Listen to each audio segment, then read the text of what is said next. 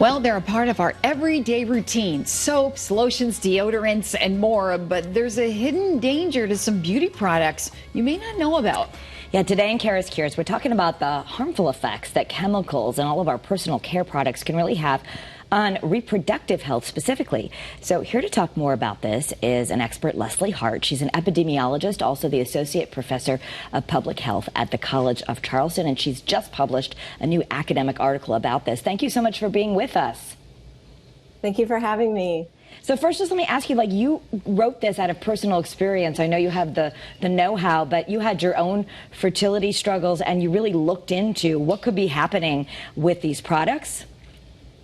Yes, that's true. So I did experience my my own struggles with fertility, and I think anybody that's going through those struggles try to look at explanations as to why. Is it something that I've done, something that I ate, something that I use? And so after experiencing that and diving into the literature more, I started to become interested in these endocrine disrupting chemicals. So these chemicals that are added to the products that we use every day that can impact our hormones and then lead to reproductive issues, among other things.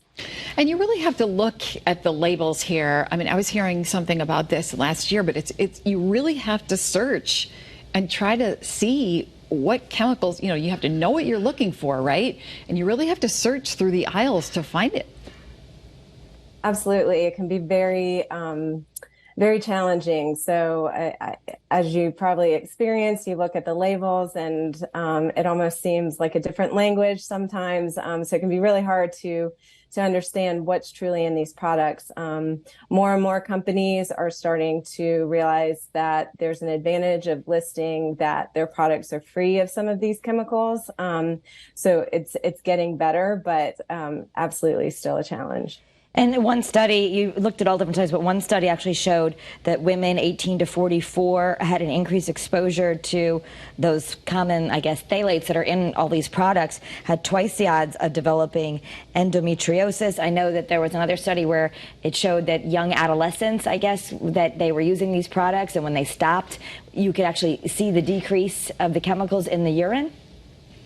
Absolutely. That was a really incredible study where they measured exposure in adolescent girls that were going about their normal beauty care routine. And then they asked them to replace their products with products that were paraben and phthalate free for a short period of time. And then they measured their exposure after replacing those chemicals and found up to a 45% reduction. So changing our behaviors, limiting the products that we use, the number of products, being smart about the type of products that we use can really make a difference in our exposure.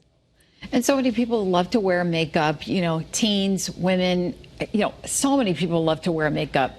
When you see something that's called clean makeup, is that okay? Do you still have to look at the label? Can you give us a little bit of advice on that? Yeah, it depends because there isn't a regulation on these products. There's differences in opinions on what's considered harmful, what's not considered harmful. So clean can represent can have a lot of different meanings, honestly. There are some apps available, some companies that have really screened products and have developed some consumer tools so that people can make smart choices. So you can be in the beauty product aisle and look up the name or sometimes even scan a barcode and find out if this product contains some of these harmful chemicals. Mm-hmm. I know we're going to take a deeper dive on this on the CURES podcast, so I encourage everyone, wherever you get your podcast, to go download it, because I want to really talk about how do we go down the beauty aisle and how can we buy cleaner products. So we'll get into all of that. But we only have about 20 seconds left with you here. The bottom line is we can make a difference. We can start choosing different things today, and we can make a difference. Absolutely. So think about the number of products that you use, how frequently you use them, how you apply them, and just make smart choices. Okay. We'll learn how to do that even more on the CURES podcast. All right. Sounds great. Great information. Thank you for being with us.